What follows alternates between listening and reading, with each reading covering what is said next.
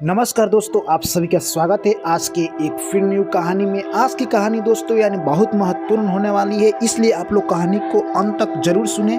तो चलिए दोस्तों कहानी को हम लोग शुरू करते हैं। यानी आज की कहानी में दोस्तों हम लोग सुनने वाले हैं यानी 4 बहनें थी जिनका नाम था भूख, प्यास, नींद और आशा। चारों में एक दिन लड़ाई हो गया कि मैं बड़ी तो मैं बड़ी, मैं बड़ी तो मैं बड़ी। यानी चारों बहनें कहने लगी आपस में कि मैं बड़ी हूँ, मैं बड़ी हूँ। यानी चारों ने निर्णय लिया कि इसमें से सबसे बड़ी कौन है। यानी चारों बहनें राजा के पास गई और चारों ने, पहली ने बोला कि मैं बड़ी, दूसरी ने बोला मैं बड़ी, ऐसे सारी बहनें राजा से अपना प्रस्ताव रख दी। उसके बाद सबसे पहले राजा ने भूख से पूछा कि तुम बताओ तुम कैसे बड़ी हो। भूख ने बोला कि देखिए मेरे कारण ही लोग यानी देश विदेश कमाने जाते हैं, अन्न की पैदा करते हैं और लोग काम करते हैं और खाना अच्छी अच्छी पकवान खाना बनाते हैं और मुझे थाली में परोस कर देते हैं, तब मैं खाती हूँ। तो राजा ने बोला ठीक है।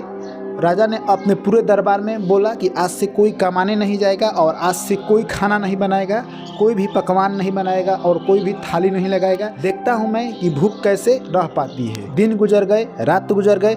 जैसे ही सुबह हुई भूख को भूख सताने लगी और वो भूख घर में पड़ी बासी रोटी खाने लगी। ये सब प्यास देख रही थी और वो आकर राजा से बोल दी कि राजा साहब यानी भूख हार गई, मैं बड़ी। राजा साहब ने बोला कि तुम कैसे बड़ी हो। तो प्यास ने बोला कि मेरे लिए लोग यानी बड़े बड़े कुआं खुदवाते हैं, तालाब बनाते हैं, घर में नल लगाते हैं और पानी को इकट्ठा कर कर रखते हैं और मुझे जग में पानी लाते हैं और गिलास में ढार कर देते हैं, तब मैं पीती हूँ। तो राजा साहब ने अपने पूरे दरबार में फैसला किया कि आज के बाद कोई भी नल नहीं लगाएगा, पानी नहीं चलाएगा और कोई भी कुआं नहीं खुदवाएगा। मैं देखता हूँ कि प्यास कैसे रह पाती है। सुबह बीत गई, शाम बीत गई। जैसे ही सुबह हुआ फिर प्यास को प्यास सताने लगी और वो नले में जो पानी पड़ी थी उसे पीने लगी।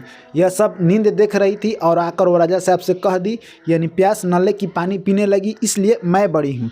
राजा साहब ने बोला कि तुम कैसे बड़ी हो। नींद बोली कि लोग मेरे लिए ही पलंग बनवाते हैं, गद्दा बनाते हैं, तोशक लगाते हैं, तभी मैं सो पाती हूँ, वरना मैं ऐसे नहीं सोती। राजा साहब ने अपने पूरे दरबार में यानी घोषणा कर दी कि आज के बाद कोई भी पलंग तोशक नहीं लगाएगा। मैं देखता हूँ कि नींद कैसे नहीं सो पाती है। सुबह बीत गया, शाम बीत गया। जैसे ही सुबह हुआ नींद को नींद सताने लगी और वैसे ही यानी कहे तो धरती पर ही सो गई। और यह सब आशा देख रही थी और आशा ने जाकर राजा साहब से कहा कि नींद यानी धरती पर ऐसे ही सो गई, यानी नींद हार गई और मैं बड़ी हूँ। राजा ने बोला कि तुम कैसे बड़ी हो, तुम बताओ। आशा ने बोला कि मेरे लिए यही लोग बाहर जाते हैं कमाने के लिए, आशा रखते हैं, लोग घर बनाते हैं तो आशा रखते हैं, लोग कुछ वृक्ष या पेड़ का या कुछ भी काम करते हैं तो लोग मुझसे बहुत आशा रखते हैं। और रात में लोग देर तक जग जग कर काम करते हैं, वो आशा रखते हैं कि मुझे इससे कुछ ना कुछ प्रॉफिट होगा और मैं इससे कुछ ना कुछ आमदनी कर पाऊंगा।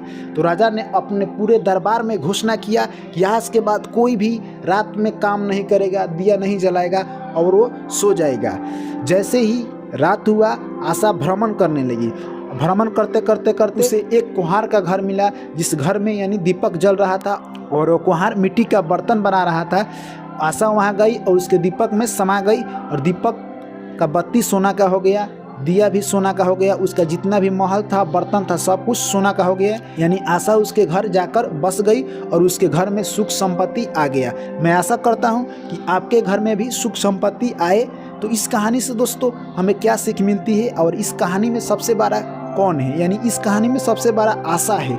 क्योंकि हमें दोस्तों ज़िंदगी में भी, हमें अपने ज़िंदगी में भी आशा को नहीं छोड़ना चाहिए। हम आशा पर ही जी रहे। कोई भी हम कर्म करते हैं तो उसका हमें आशा जरूर रहता है कि इसका कुछ ना कुछ रिजल्ट हमारे फेवर में आएगा या इसका कुछ ना कुछ रिजल्ट हमें मिलेगा। जितना आशा रहता है उतना नहीं मिलता है, फिर थोड़ा सा कम या थोड़ा सा बेसी, पर उसका रिजल्ट मिलता ज़रूर है। तो मैं आशा करता हूँ कि आपके भी ज़िंदगी में बहुत सारे खुशी आए। ये कहानी आप लोग को अच्छी लगी होगी मेरे दोस्त, तो वीडियो कर दीजिएगा शेयर और जो भी साथी पहली बार आए हैं चैनल पर कर लीजिएगा सब्सक्राइब और ऑल नोटिफिकेशन को कर लीजिएगा ऑन। जब भी कहानी अपलोड करेंगे सबसे पहले पहुँचेगा आप तक। फिर आप लोग से मिलते हैं नेक्स्ट कहानी में। Thank you, take care, bye bye.